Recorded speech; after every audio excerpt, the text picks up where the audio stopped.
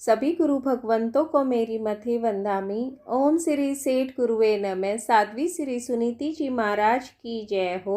आगे का वर्णन इस प्रकार है। सन 1878 की बात है। उन दिनों बड़ौदा ग्राम पटियाला रियासत के अंतर्गत था। अतएव किसी सरकारी कार्यवश मायाराम जी का पटियाला जाना हुआ।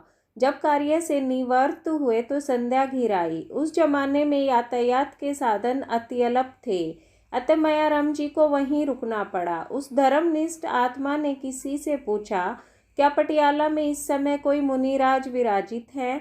उन्होंने बताया, हाँ भाई, हमारे नगर के पुण्योदय से महाप्रभावी आचार्य श्री अमर सिंह जी महाराज के शिष्य रतन पंडित परवर श्री राम बख्श जी महाराज, अपने शिष्य घोर तपस्वी श्री नीलोपत जी महाराज और पौत्र शिष्य श्री हरनाम दास जी महाराज के साथ पुरानी गुड़ मंडी ठठेरों वाली गली में विराजमान है। यह सुन हर्ष विभोर होते हुए मायाराम जी महामुनियों के चरणों में पहुँचे और सभक्ति वंदन नमस्कार किया।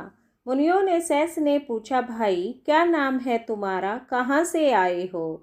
मायाराम जी ने अपना परिचय दिया। भगवान, इस नश्वर देह को मायाराम नाम से जाना जाता है और बड़ौदा ग्राम से आना हुआ है। युवक के इस वक्तव्य से ही मुनिवर मुग्ध हो गए।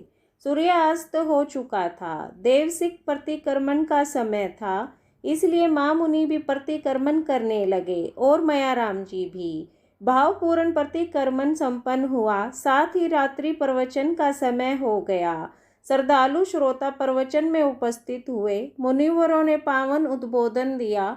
मुनियों के पश्चात कई श्रावकों ने भक्ति गीत प्रस्तुत किए। सहज भाव से पूज्य मुनिराजों ने पूछा, मायाराम जी, क्या तुम्हें भी कोई गीत या पद गाना आता है? विनम्रता पूर्वक मायाराम जी ने कहा, भगवान, आपकी कृपा है।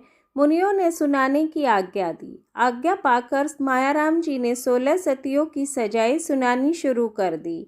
रात्रि के शांत वातावरण में उनकी मधुर और बुलंद आवाज़ से एक एक मील की दूरी पर रहे हुए लोगों के भी कान खड़े हो गए।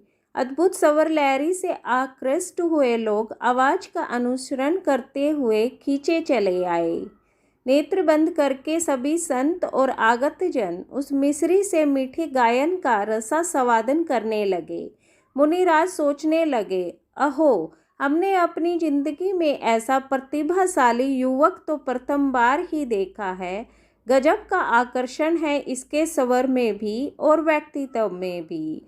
जिन लोगों को हम साधक लोग प्रवचन श्रवण की प्रेरणा दे देकर थक जाते हैं और फिर भी प्रवचन में नहीं आते, वे ही इनकी आवाज़ को सुनकर यहाँ कितनी संख्या में एकत्रित हो गए हैं।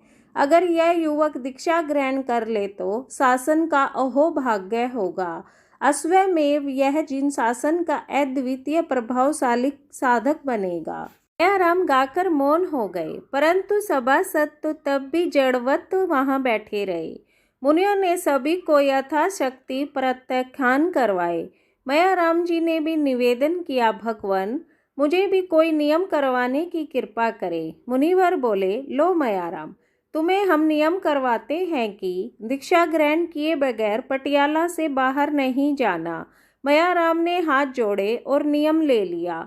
मुनिवरों के आश्चर्य की सीमा नहीं रही। इतना बड़ा नियम और इतनी सहजता से ले लिया।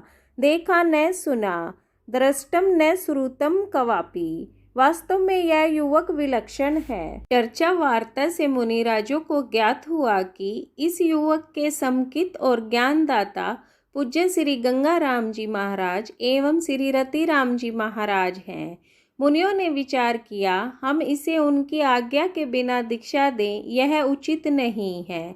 फिर यह भी तो अहम प्रश्न है कि इतने योग्य युवक को उन्होंने अब तक दीक्षा क्यों नहीं दी। इनके आदि गुरु से इस विषय में परामर्श जरूरी है।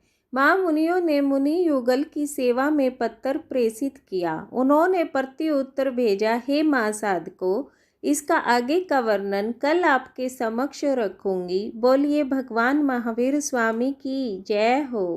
गुरुदेव श्री मायाराम जी महाराज की जय हो। आपकी अपनी श्राविका।